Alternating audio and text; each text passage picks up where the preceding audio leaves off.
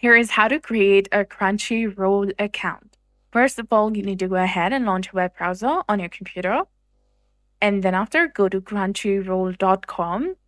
But if you're using your mobile device, you can also go ahead, open your Play Store or App Store, and then search for a Crunchyroll application and simply download it and install it on your device. After that, tap on the login in the top right corner of your screen. As we're looking to create an account on Crunchyroll, we're going to go ahead and tap on this create account option, which is highlighted in orange color.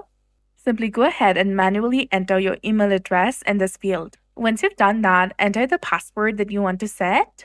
After that, tap on create account, which is also highlighted in orange color. You may also need to verify your Gmail account.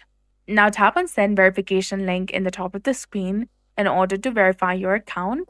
A verification link will be sent to the email address that you just entered to create an account on Crunchyroll. Go ahead, tap on this link over here. Now you can go ahead and watch any shows that you want.